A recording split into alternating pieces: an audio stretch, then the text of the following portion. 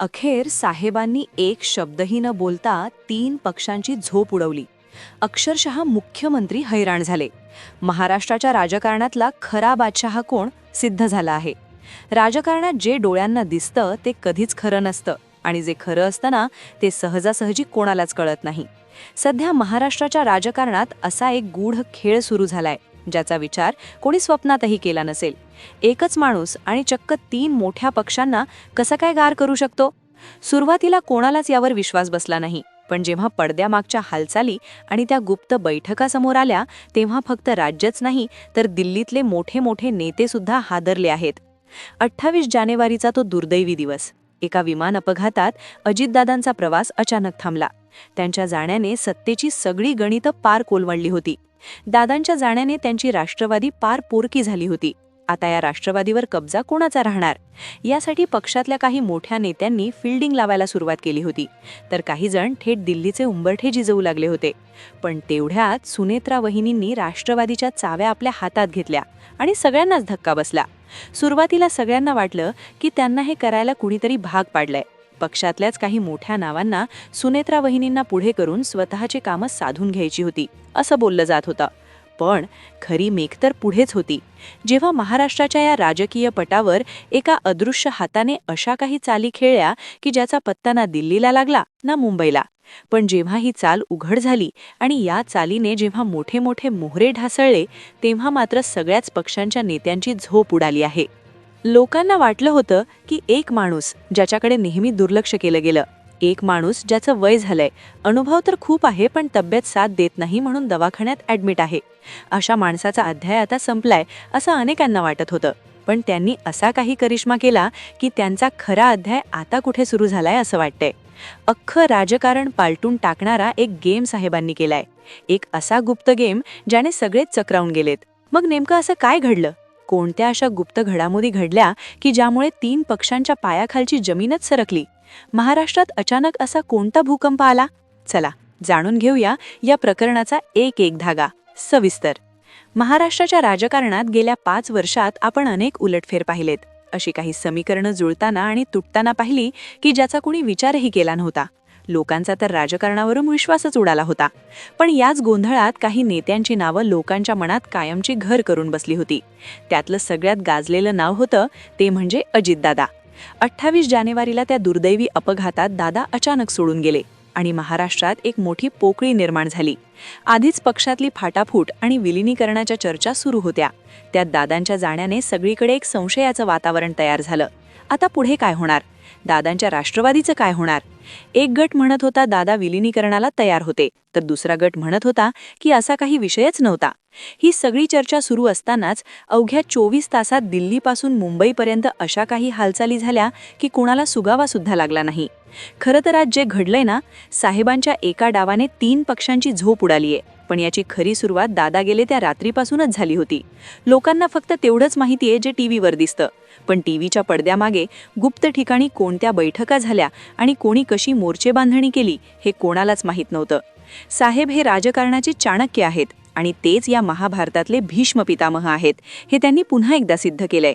त्यांनी प्रत्येक गोष्टीवर बारीक लक्ष ठेवलं होतं.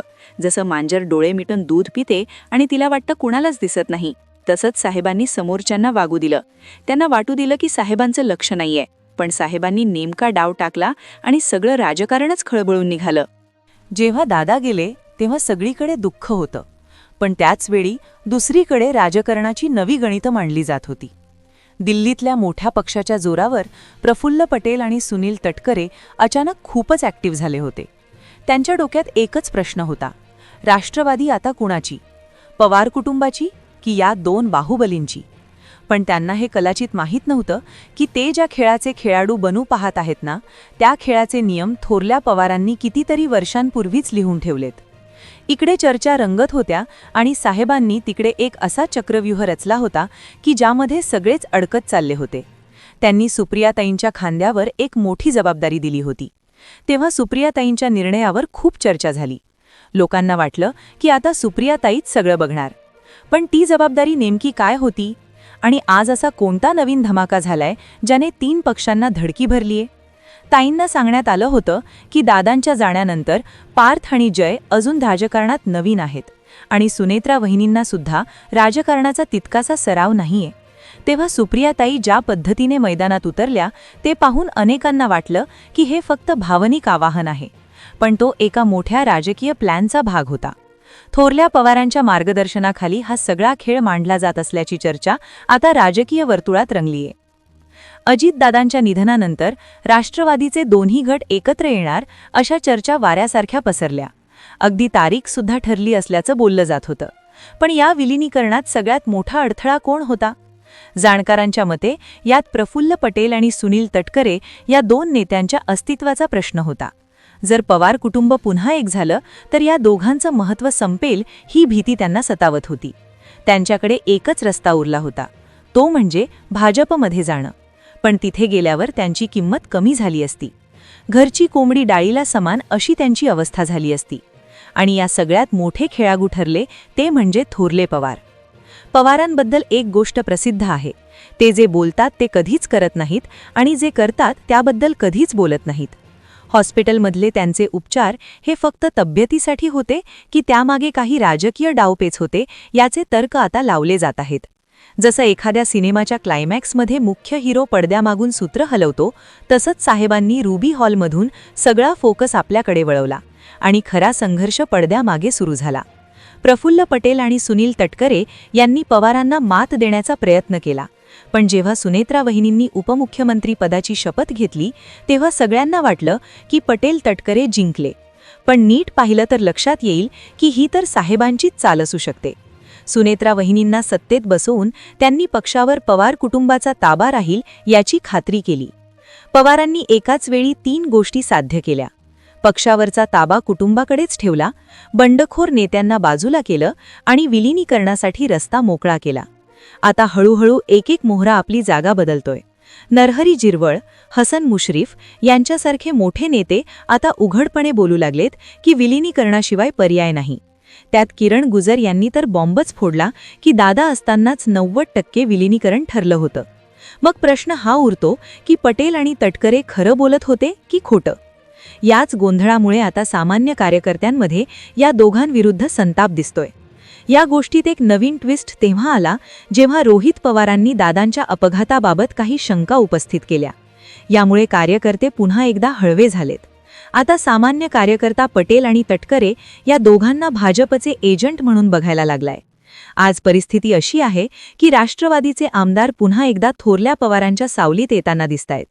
त्यांना माहीत आहे की ज्या नेत्यासाठी त्यांनी पवारांना सोडलं होतं तो नेताच आता राहिला नाही.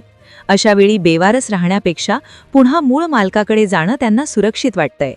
सुनेत्रा वहिनी सुद्धा आता कडक भूमिकेत आहेत. त्यांनी पवार कुटुंबाशी जुळवून घेण्याचे संकेत दिलेत. रोहित, सुप्रियाताई, पार्थ आणि शरद पवार जेव्हा एकाच चौकटीत दिसतात तेव्हा राष्ट्रवादी बळकावू पाहणाऱ्यांचे स्वप्न धुळीस मिळतात. या सगळ्या खेळाचा सर्वात मोठा उलगडा हाच आहे की वेळ कशीही असो, महाराष्ट्राच्या राजकारणातला कॅमेरा नेहमी शरद पवारांवरच असतो. ज्यांना वाटलं होतं की आपण किंगमेकर आहोत तेच आता पवारांच्या चक्रव्यूहात अडकलेत. साहेबांनी आपल्याच शिष्यांना असं काही गुंतवलंय की त्यांना बाहेर पडायला रस्ताच सापडत नाहीये. मित्रांनो, आतापर्यंत आपण जे ऐकले किंवा पाहिलं त्यावरून एक गोष्ट स्पष्ट होते, महाराष्ट्रात राजकारण अशा वळणावर आहे जिथे रोज नवीन एक सस्पेन्स समोर येतोय. पण एक लक्षात घ्या, या सर्व केवळ सध्या रंगणाऱ्या चर्चा आणि शक्यता आहेत.